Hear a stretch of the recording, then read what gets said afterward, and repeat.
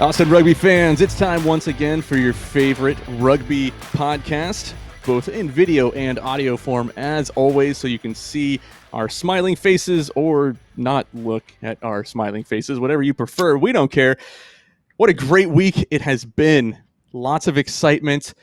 If you're watching, this is not the normal Alex that we have on the show. Alex Reese couldn't make it on this week.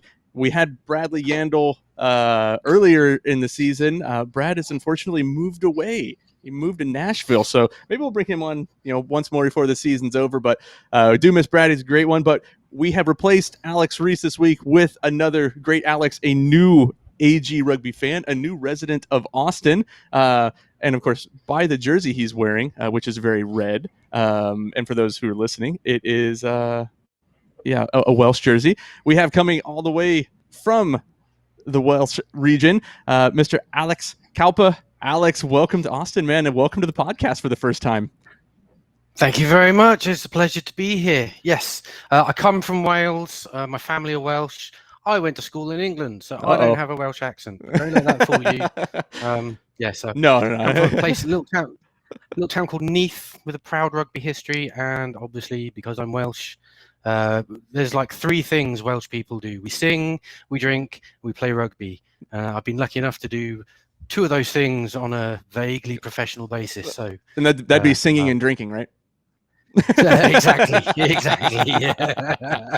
That's good. Hey, for those who maybe have been in the supporters group, if you follow along, a couple of weeks ago, Alex had actually a great write-up, kind of his analysis of the match. It was fantastic. We're glad to see it. Alex is a writer. He's also a musician as well, which kind of drew him here to Austin in the first place, and kind of got stuck here during COVID and said, holy shit, there's a professional rugby team here, and now a Gilgoniac and an AG, a passionate fan through and through, eh?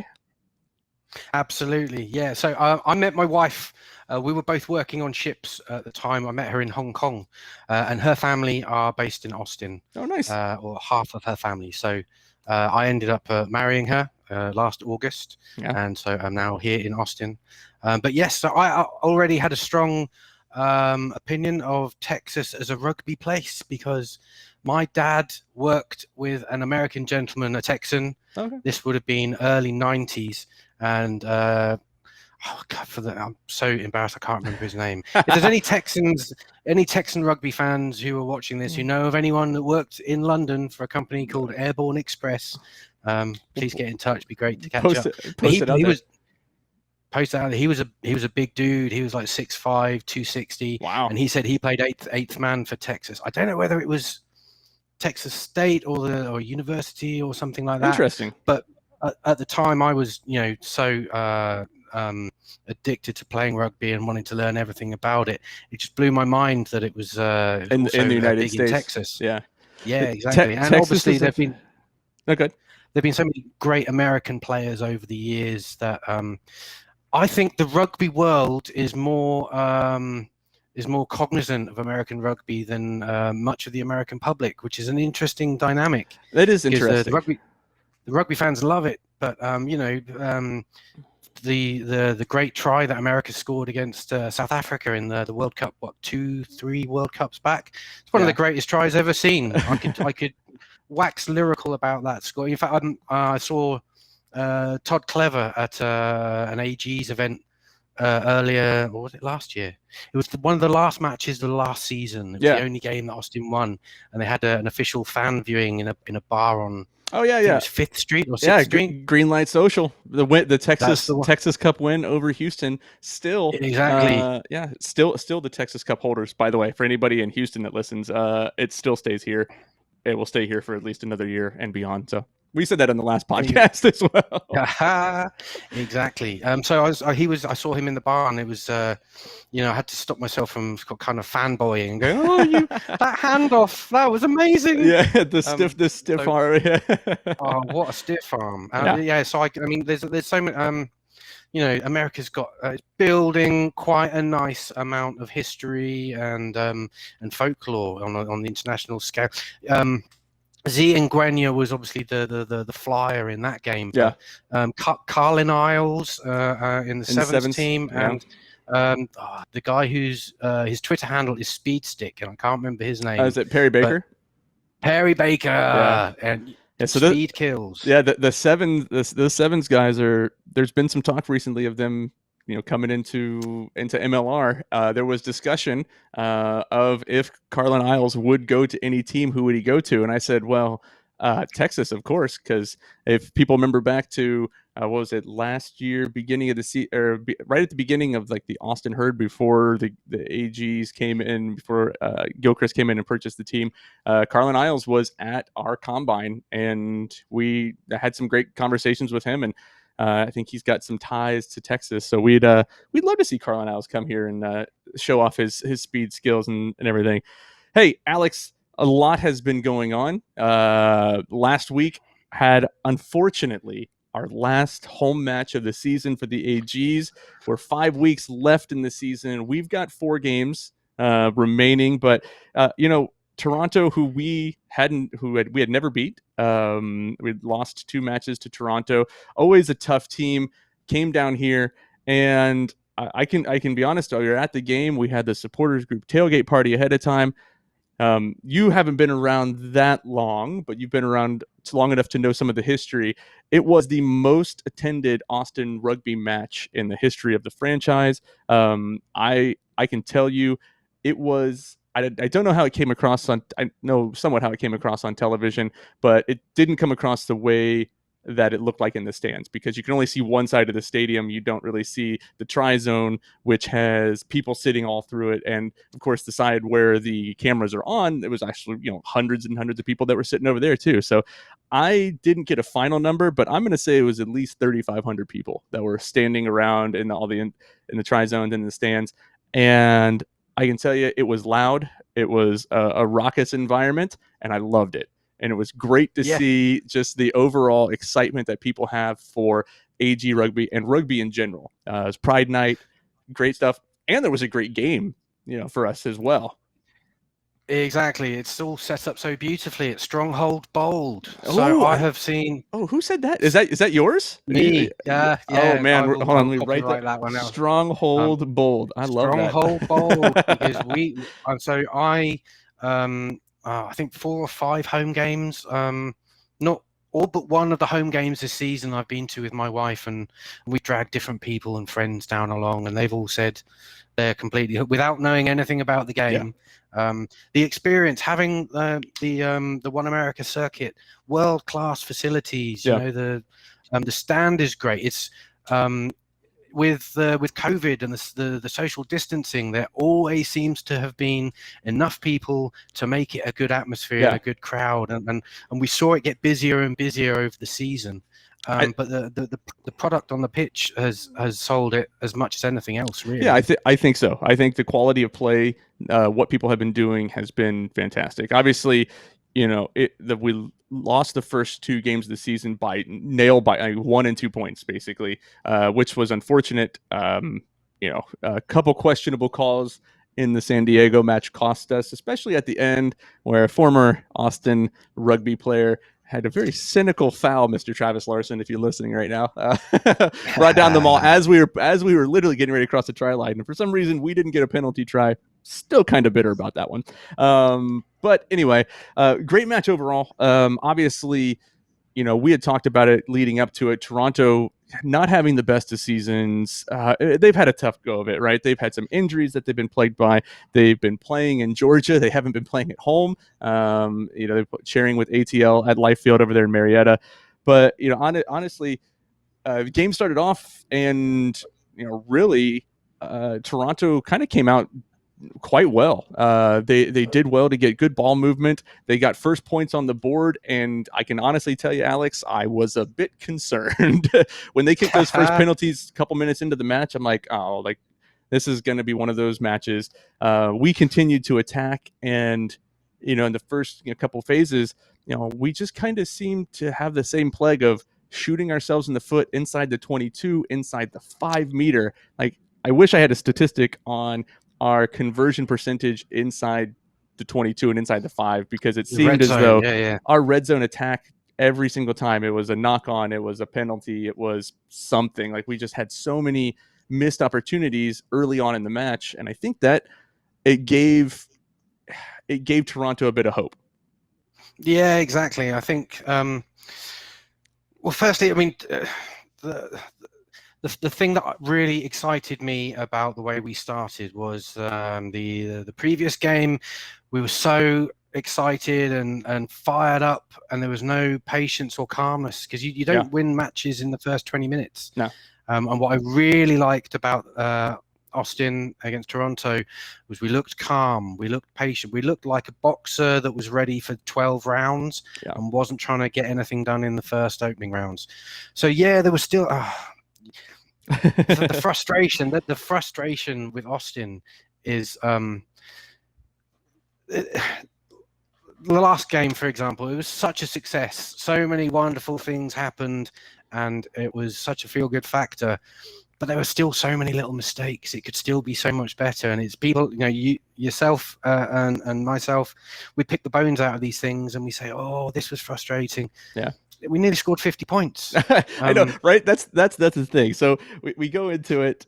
You have Stephen Jones got points on early, and it wasn't as though it took us long to come back, right? Like, it was 5 minutes later. Zinzan dotted the ball down right in the corner. A great pass by Frank Halot, like good ball movement, good hand movement out from Frank, good offload. And then Bryce as well got the ball out to Zinzan, scored a try. Do go online if you're watching or listening, and check out John Dennon's photo that he got of Zinzan dotting the ball down, and he was literally right there zoomed in. It's a great photography. It was 3 bodies on top of him as well. And his face is on the ball, and But so it was good ball movement. We did well. It put us up 5-3. Conversion was missed, unfortunately, by Kurt Marath on the side. And then obviously right after that, we come marching back down the field 4 minutes later. A beautiful maul try by Robbie Coetzee. We continued to show good ball movement. And then, that put us ahead. We're doing well. We were up, 12. Yeah, basically 12-3 at that particular time. And we're like, okay, that's not too bad. We're moving the ball along. And then I felt that between that 20 to 40 minute mark, right? There was just something. It just was kind of, we were attacking, we had possession, we were moving the ball along, but we were just missing key opportunities to really, I don't say, kind of put a nail in it that early, but we could have scored 3 or 4 more tries in that time period, that middle 20 minutes or so, right after the hydration break. Excuse me, not the water break, the hydration break. Exactly. So there's all sorts of facets at play here, I suspect. The temperature, it was over 100 degrees. It was bloody hot. It was so hot. See, where I come from in Wales, we play rugby to keep warm. Yeah, right. And so it's just, I can't imagine putting that much exertion out in that sort of temperature. Yeah. Talking about the water break, I must mention one of my favorite moments in the match, and there were a handful of tiny little things I noticed that just made me feel good inside. It was Paddy Ryan. He got he didn't get stuffed in the scrum before the water break, but he didn't win. He didn't come out on top, and he got a bit mangled.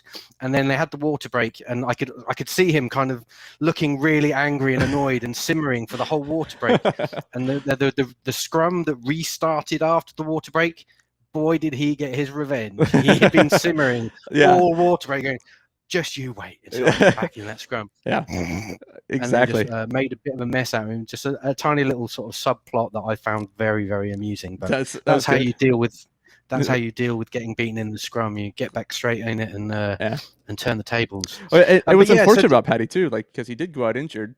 And we can talk about that. We'll talk about his replacement here in a minute. But it was, he went down with a knock as well, which is a bit unfortunate. That's he was actually having a pretty good match to start off with. I don't anticipate any in that kind of temperature. I don't anticipate any prop playing a full 80 minutes. I know props usually do not play full 80. Front rowers do not play full 80. We've had front rowers play the full 80, but with 100 degrees, those front rowers, I mean, I don't really. We had 3 guys play full 80 minutes, which is a sight to be seen in the first place. Like, granted, you can't switch out 30 players. Like, you can't have a new 15 come on, so you got to pick and choose. But to have a prop go down early did put a little bit of stress on us later on in the match. By that time, the game was already won, but at the same time, it was it was one of those things that one of those moments I saw when Patty went down injured was kind of like, oh no, like you got to bring Larome on, but Larome did all right, which we'll talk about in a minute here. But you were okay, yeah, not bad. But you were saying a second ago, you're talking about right after the water break and stuff, and Patty, what were some key things for you that happened in that 20 minutes that you may have thought like, oh yeah, okay, this is I see what they're trying to do, but again, we did give up. I think here we gave up a try in the 35th minute, and gave them a little bit more hope, to put it a little bit closer. So I mean, Toronto, to their credit, they turned up with their back row have been performing. Lucas, let's get ready to rumble, has been like a standout performer. Yeah, and Thomas De La Vega too. He just had a great match. It was every time Austin scored, Toronto did not look happy, and they came back firing. And they didn't always like their red zone. I mean, they looking back at the game, there were a lot of handling errors, but I think a lot of them were forced by good defense. There was a lot of stripped balls in tackles. There's a lot of big hits going in, so balls are getting spilled. And you can talk about ball protection, but if you've got 250-pound guys hitting you at the same time, balls are going to spill out. Yeah. So Toronto, they turned up and they caused a lot of problems. But I think one of Austin's biggest weapons is to let teams come at them, because that burnt orange wall, it just makes a mess out of people. There was a shot of Lucas Rumble. I think it was only 20 minutes in. He looked like he'd been in a car crash already. And for the rest of the match, there was constantly the commentators were saying, "Oh, Lucas is having a tough day at the office." He looked like he was getting absolutely chewed up. Yeah. And that's been the story for all the teams that have, certainly the ones that have come to Bold Stadium. Yeah. Obviously, like LA and Utah, kind of, they really had the upper hand in those matches. But all the other teams have really gone through the grinder. Exactly. And I think, that's one of the things that just in general, our defense has been really, it's solid. We have the number 1 defense in the league for a reason. I think Sam Harris has done a fantastic job. I really think, and I'm still going back on this, that his days of playing rugby league for Manly Sea Eagles and just the rugby league defensive mentality of that fast pace up, get into the back line, get your opponent on the back foot before they can get set, and pushing their gain line back, which actually was a huge stat for us. That's been key for us in this entire season. I mean, they only had 51% of the ball where they had gain line over. So they're only half the time that they actually were running the ball did Toronto get over the gain line. 33%, we actually hit them for a loss at the gain line. So we're hitting them 33% of the time. A third of the time we're pushing them backwards, and I think that from a defensive standpoint was fantastic. Obviously, as the game moved forward, we're getting into that first half. You have then what I consider one of the best and fastest lines I've seen run in a while for that final try of the first half by Dom Akina. I feel like Pele Cali just barely hit Dom Akina right at the line, and Dom, almost like a standstill, took off and blew past 3 people for a try to end off the first half, which was, talk about a great finish of the first half. You have some ups and downs, you let them score, you fire right back, and you hit again. And that's what really kind of set it off for me, set it off for us. So that was big. And so at halftime, what was the score? 19-8. And it was still a pretty close match, but man, what a bit of a pep talk, maybe at halftime. some changes that happened, the style of play, whatever. I mean, you had right after that, you had Kyle Breitenbach at the 50-minute mark. You had Dom Akina on the wing having just a fantastic a fantastic run as an 8-man to beat not one but two wingers. You beat a 13 and you beat an 11, and then you kind of fend off and blow past a 15, and their fullback, and score a try again. So they give Dom his second try of the match. And of course, man of the match honors definitely went to Dom Aquino on the day. He had just a fantastic performance. But it was bang, bang, bang, bang, bang. Like, we felt like things were really starting to kick up. And by that time, they'd only had one other penalty at the 47-minute mark, and it was like, oh, okay, that was it wasn't anything. I didn't feel like threatened. Like, I was like, we're scoring a lot, like we're playing really well, the second half is going well, and I was happy about it, that's for sure. Yeah, absolutely. So, yeah, Dom Aquino, what can you say? It's almost not fair that someone that big should be that fast and also have hands like that. The try before halftime, what amazed me, and I think is worth mentioning, is he actually started that play by the dominant tackle in the backfield. Yeah. So he actually was up in that. I think it was the wing that was fielding a ball. That was and he circled back around and had basically a great open field tackle again. Exactly. Forced them back. Him in forced them back. The ball came up, and he took that, like you say, that line, that little pop pass from Pele was perfect. There was no stopping someone who moves that quickly. Didn't even look like it looked like he was standing still, and from standing still to blowing through the line in no time. Dom Aquino, incredibly fast, 4.340, ridiculous vertical. I think if he wasn't injured earlier in the year, he probably would have been another one of the USA, along with Zinzan, who was also injured. They probably both would have gotten at least the 41 potential pool play for USA Eagle. I think, Alex Reese had said it last week, the breakout, like, you're waiting for the breakout for Dom Aquino. And he and I were texting throughout the entire match because we were sitting in two different locations. We said, there it is. We called it, Alex called it Dom Aquino breakout of the match. But we kept playing, and we played really well. You know who also played really well? Lerome White. Wow. The instant meme the week before, the Rugby Network kind of had a little bit of fun with him, talking about how fast the prop thinks he is, and then he got chased down by rumbling, bumbling, stumbling. Yeah, right. There you go. I think Dan Power on the announcement, or on the broadcast, he said, the Rugby Network's going to have a field day with it this week. We definitely had a field day with it. We loved it. It was fantastic. Lerome White, 80 meters, intercept try. We're talking about a tight head prop, right?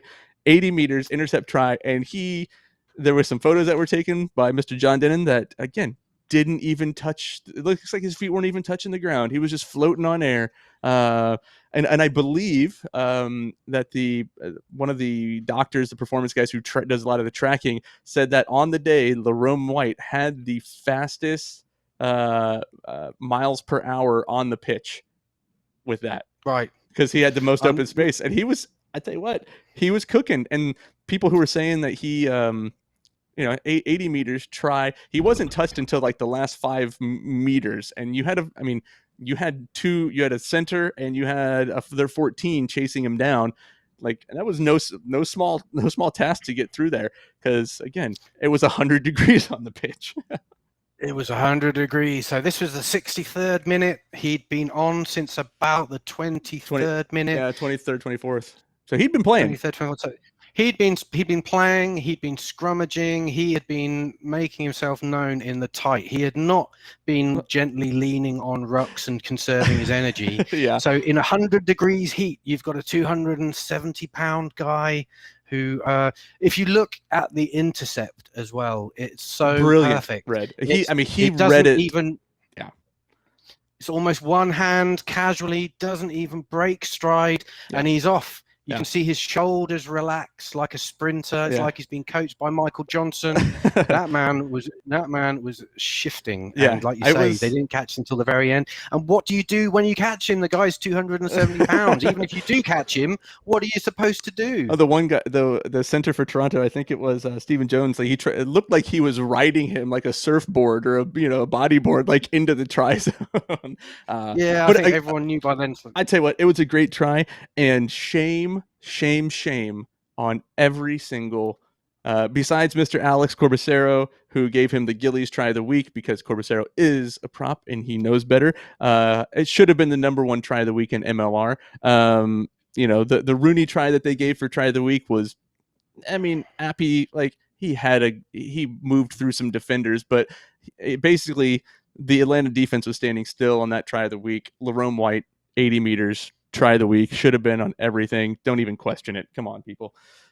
That's Exactly. I'll get off my soapbox there for a minute. Even Dom McKenna's should have been voted as a try of the week because he broke away 2 tackles as an 8 and fended off 1 for a try on about a 40-meter run. So between Dom McKenna and I had the stat here, ball carry meters, we had 846 overall. Dom McKenna had 106. Lerome White 103. Love that stat.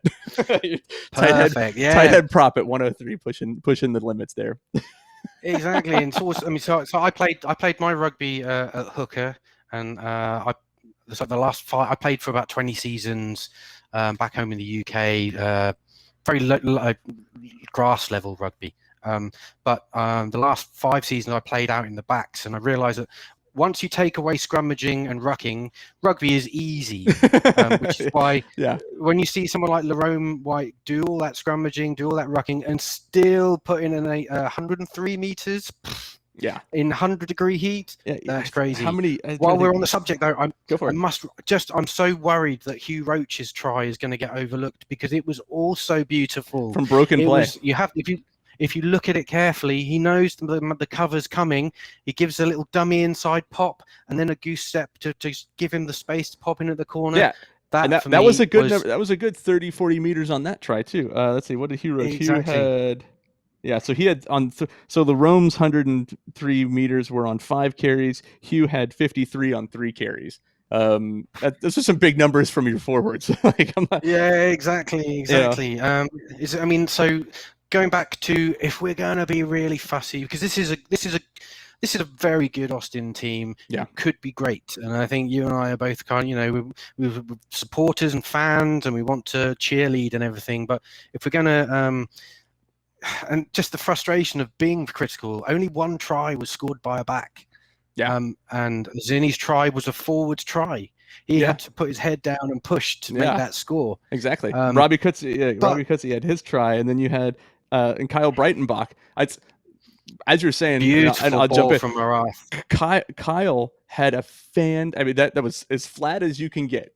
It was questionably flat. I had a bad angle. It was a bad angle, so it looked flat for us. So we don't really have that. It was very, very, very, very flat. But Kyle also had runs in the first half that I don't want to have overlooked because he also fended off a couple. And just Kyle, when he came back to us earlier in the season, he had his games. I don't think he was in full match fitness. Kyle now is in match fitness. And Kyle played, I'm pretty sure he played the full 80, as I'm going back and trying to look at my stats real quick here. I'm pretty sure that he played the full 80 on the match. And I tell you what, he played full 80, Cam Dodson and Dom McKenna.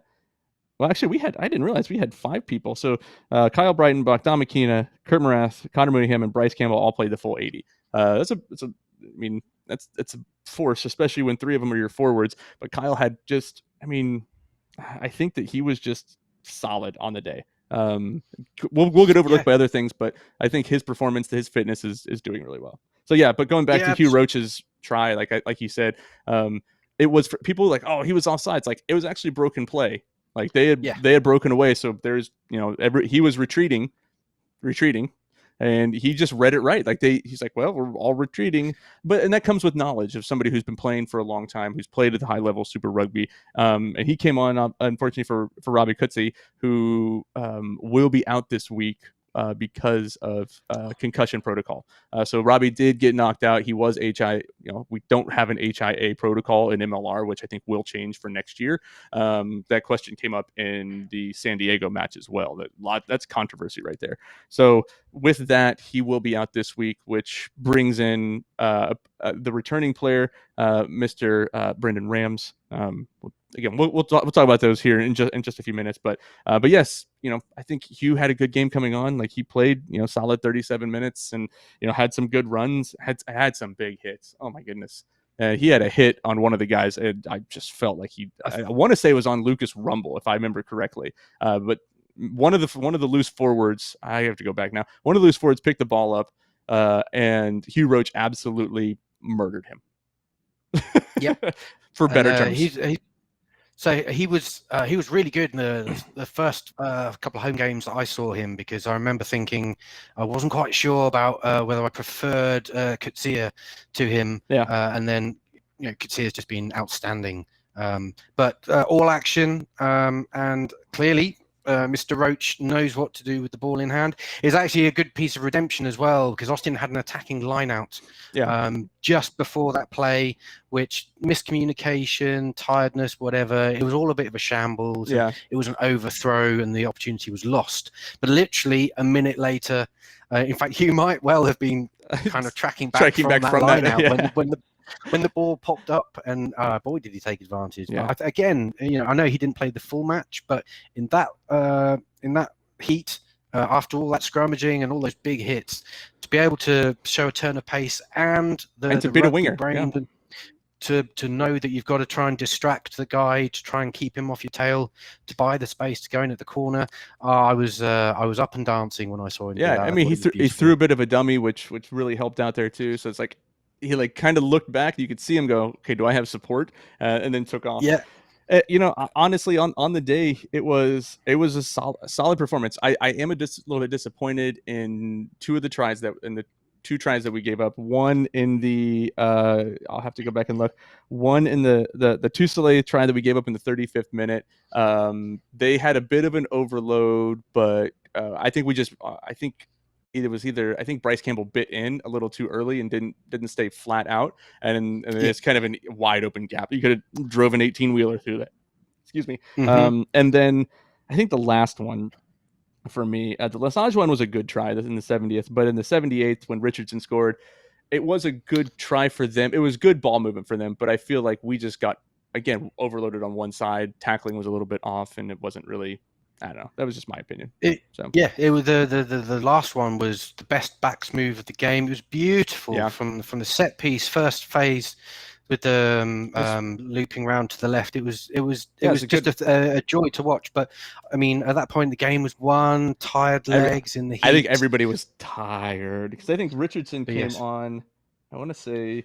He came on in the 65th minute, so he was only on for 15. Well, was it by the time he scored, he was only on for 13 minutes, so he was fresh. Right, but it was typical of the kind of back play that Toronto had kind of been showing all season. Really, they were certainly the pre-match commentators were saying this is a Toronto team when the backs, they can be link spectacular. Yeah, when they link up, they play really, really well. I think that's been kind of the unfortunate thing for them is, it's just not. Unfortunately, I think Toronto is pretty much out of the playoff hunt now. They've got to have some pretty miraculous things happen in order to get up into the top two. Final score of the match, obviously, as we get down to it, 47-21. That's some big numbers. Finally, I think that we are starting. I think Pete Steinberg stated on MLR kickoff, where Austin is starting to find they're starting to click. Which is come down the home stretch. That's what we need. We need things. It's better to be good down the home stretch as you're getting towards the playoff push than to peak early. Alex Reese. We did the picks of what the scores were. Alex said it's going to be 18-15. It was a little bit off, which we joked about. I called it. I said, because that Texas heat, we're going to put up some big numbers. And I said that Toronto had been struggling. I said 31-17. Obviously, I was still off by 16 points. 16 points plus for us and 4 for Toronto. But, hey, I'm happy that we won. Good match overall. We get ready to come into the big week here. Traveling, all the rest of the games are travel games. So it's going to be interesting. Exactly, and Austin have been mixed bag on the road so far for Austin. Obviously, Utah didn't go great. I think was it Rugby New York we went to and pulled out a win. Or was that New England? No, NOLA. We pulled out a win at the pretty much at the death. That was the kick by Roderick Waters and the kick to Roderick Waters in the try zone for trying and literally the whistle. Lost at the very end to New England. at New England. So our away record is not great. I believe if I go back here, I believe it's 1-3. So that's what was it? Yes, 1-3 away record. Sorry, 2-3.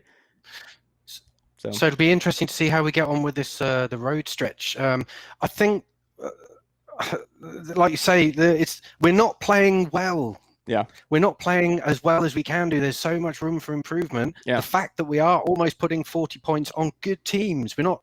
I mean, so it's the most points that Toronto's ever given up in a match, though. By the way. Exactly, and we made their exciting, potent backline. We stifled them. But honestly, Bryce Campbell is such a defensive rock. It's not just what he does; it's the way he marshals everyone else around him, snuffles everything out. It's awesome to watch, and you just get the feeling that if this Austin team can keep fit and healthy and keep their tails up and go on the road, the pack will compete with absolutely everyone. And now we're seeing some signs of life from the back line too. It's all very exciting. It is. I think it's when you have a forward pack play like we've been playing, and we've been saying it all year, forward pack has been your favorite, the Dark Knight, Mr. McLean Jones, been playing phenomenal. Cam Dodson is filling in extremely well when we need to rest Sebastian DeChavez, when we need to rest Isaac Ross. The fact that Damakina is now getting better. I've heard that Mo Abdalanen is not actually out for the season, and there's a chance that he may be back before the end of the year, which is great. We'll see. I mean, any more in the loose forwards, it really helps. We had a huge signing last week that was finally announced. We had 4 signings that we can talk about. Finally, one, Lockie McCaffrey. Let's talk about, let's shift real quick and talk about these quick signings. And I don't know how much you know about him, but Lockie McCaffrey is, he played 6 for the Brumbies. However, he normally plays, he plays 8. He likes to play 8. He was playing over in Japan. He's now coming to us. He was supposed to be here a little while ago, but visa issues, which unfortunately happened. I've been chatting with him for quite a couple weeks, couple months now about coming over. But he played, played 6, normally an 8, which is good because he's a big dude. But he was behind Pete Samu at the Brumbies at 8. So you're behind a Wallaby, just a little bit unfair. But I think, Lockie is going to be a big addition. I don't know if he's going to be in the lineup this week. I would anticipate him to be in the lineup this week to get some game time in. But you've got Kyle Breitenbach, who's playing extremely well. McLean Jones, Dom Bailey is going to be coming back from injury soon. Michael DeWall finally got back on the pitch from injury this past week. And, again, all of these guys, our injuries, we had them. We had Zinni out. We had Frank Halai, who was injured. All these guys who are injured are now starting to come back, which is good for us. While as we get ready to get into the part where, luckily for us, we only have one game where we don't have our USA Eagles and our Canadians, and that we'll lose Cole Davis, Regan O'Gorman, Bryce Campbell. Ruben DeHaas are the only ones, and we may lose Will McGee now, depending on if Will gets back from injury in time because of what happened to AJ McGinty over in his last game with Sale, and so he got hurt and he's out. So they may need to call up Will if he's not injured. But either way, we're getting guys back because of the injuries, because of what happened. Unfortunately, Mason Cook is out. Mason Cook is out for the rest of the season with a knee injury. So that happened. So we called up Brendan Ramsey. We're so glad to have him back. Alex, I don't know if you know much about Ramsey, but he is probably Major League Rugby's biggest character. He's a great dude. He is in peak physical fitness. I challenge anybody to be in better physical fitness than Brendan Ramsey is. That guy is just a workaholic. It'll be exciting to see. I'm pretty sure he'll be with the team this week because Robbie Coetzee will be out with concussion protocol. And so we'll probably start Hugh Roach and then have Ramsey come off the bench. And then, of course, Phil Hansen at prop, who's a Hun, Texas A&M guy. He's coming in now. He got a call up again. We have Patrick Coleman, also another Hun, who has never was his first. He got called up from the Huns to get on the training squad. He's playing. I don't know if he's going to get some time, but keep an eye out for this guy. I watched him play with the Huns this year. He has potential to be a really great loose forward in MLR. I think he's one of those guys who's just now starting to understand the game. Again, like most Americans, you don't play till later in life, but he's just now starting to get into that mindset where he's going to be a great player. So really looking forward to that. And then, of course, I think that was it. Phil Hansen, Lockie McCaffrey, Brendan Rams, and I feel as though there's something. Oh, and Patrick Coleman. So there's 4. Yeah, 4 people that we've brought in the past week. I thought there was a 5th, but maybe my mind is slipping. I wish we had one more signing. Like people were talking about bringing other players over who were playing in Japan or in the Premiership. I feel as though we need one more back line player to fill in for Bryce Campbell when he's out. Like we need a center. Like Frank Halai and Ned can play there, but I feel as though that's going to become maybe an issue for us in the one game that we're off. It's like, where do we play people? I don't know. We'll see. Well, this is it. So, I mean, it's hard to remember this is a very new team, really. I mean, last season we only won 1 game. This season, now we're talking about potential playoffs. And to be honest, from the home form, you've got to think there's a good reason to be confident. But these people have only been playing with each other for like a handful of games at this point. Yeah, well, I'm still not entirely sure what our best backline would be. I know Zinni was playing fly half last season. Yeah. Much as I would love to see him get the ball all the time. Yeah. I think he's better at a 15 or a 14. But yeah, I think Kurt go ahead. I'll let you say what you were talking about Kurt Morath. I felt a second ago at 10. Kurt Morath has come in and been around. So I loved who's the guy who's playing fullback at the weekend? Mac Mason. Mac Mason. So I liked when he was playing fly half earlier in the season. In the loose, brilliant runner, electric. Yeah. Did all the basics really well. But Morath has just brought in, like say, Austin was just too hot-headed, too impatient, too excitable, and making too many mistakes. Kurt came in at 10. Cool, calm head, chilled everything out. Everything's easy, relaxed. Yeah, and that has really spread through the team. I think he distributed the ball really well. He has been distributing the ball really well at 10, which I think is really great. Yeah, the pass to Brayton Bark was just where he delayed it, let the guy run past, and that comes with experience. We'll call a flat line. Flat line. But I think Zinni is such a physical player. I'm always reluctant to have my fly half getting involved with the rough stuff, and he loves the rough stuff. Zinni loves to fullback. Yeah, he likes to break tackles. I think it'll be interesting because at the beginning of the season we played. We had Kurt Morath at 10. We had Mac Mason at 12 because Ned Hodgson was out with injury, and then you had Will McGee at fullback. I think with Will having the injury right now, it puts us in a different position. Do you play Zinni at 15? Do you play Zinni at 14? And because you got Connor Mooneyham at 11, I would love to see Frank Halai out at 14 at his original natural position that he's played his entire career. But I think we need somebody to fill that 13 spot where Frank can just barrel over. I mean, Frank had 73 meters carried again because it's Frank the Tank, so it makes it easy for everybody to do that. Yeah, and he's not just a one-dimensional player either. He's got good distribution. He's got nice hands, like you said earlier. The little offload pass to Dom was just delightful. Yeah, yeah, so this back line, I don't know whether it's a strength or a weakness that it doesn't have if you know the team, that your best team, you put it out all the time, there's always a chance if someone gets injured and then you think, oh, now we're not as good a side.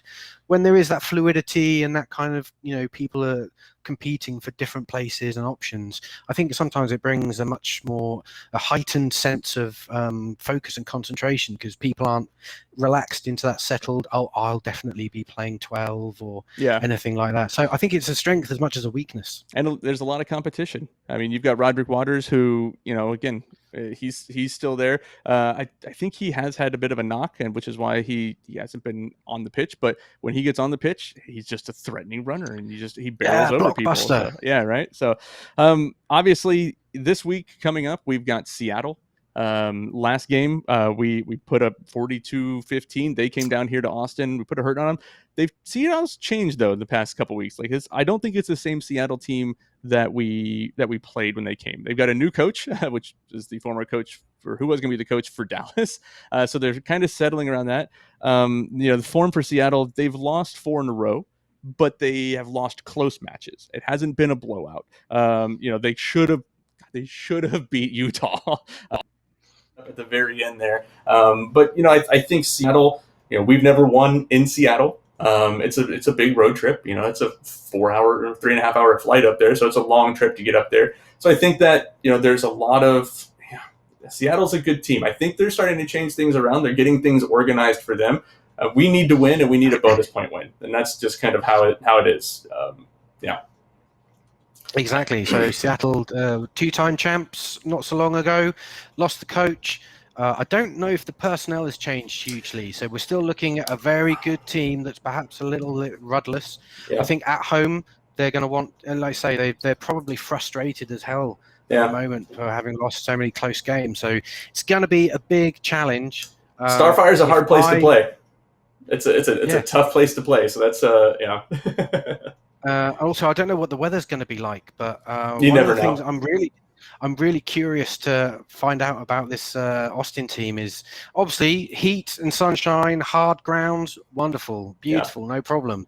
What's it like when the rain's coming in sideways and the wind's blowing? Yeah, right. Does your pack scrummage quite as well on a wet turf?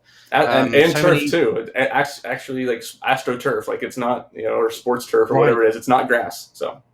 Right. Okay. So there's all these, variables that are going to make it a fascinating battle. If it was me, and it's not me, clearly, but if it was me, I would just tell the forwards, I'd say, look, 9-man rugby for the first half.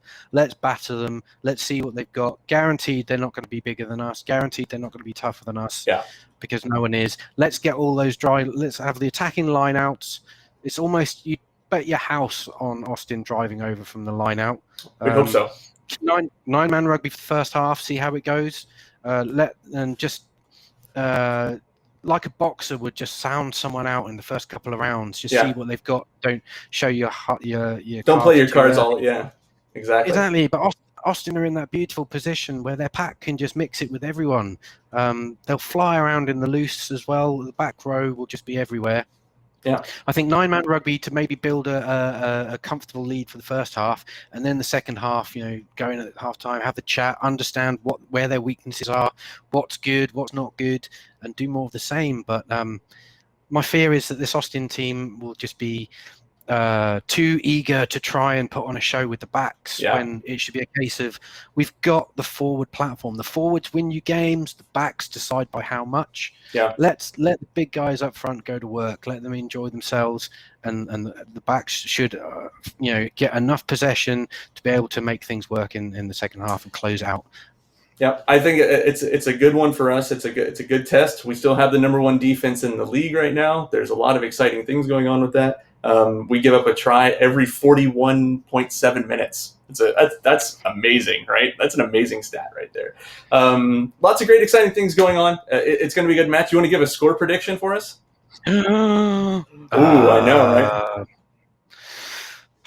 So I think it'll be tight. I think it'll be close. I'm going to go for 28-22 to our heroes in burnt orange. There you go. Well, it'd be white, actually, since it's an away match. So. White away strip. Okay, there you go. I actually was thinking the same thing. I'm actually going to go 28-10. I'm going to that wall stays 28-10. We're going to put it on them. It's going to be a good one. Hey, if you're you're here locally, you can go to, I believe it's at the pub is where the supporters watch party is. Also this weekend up at Round Rock Multipurpose Complex is Bloodfest. 82 teams are going to be there. It's a sevens tournament. It's a great time. Lots of fun and excitement out there. Alex, I know that you may not know this because I give Alex Reese a hard time every week, but you can get all of our supporters gear, our Gilgoniac gear, at the rugbyshop.com/collections/Austin Rugby supporters. Man, really loved having you on this one. It's a good time. Appreciate the banter.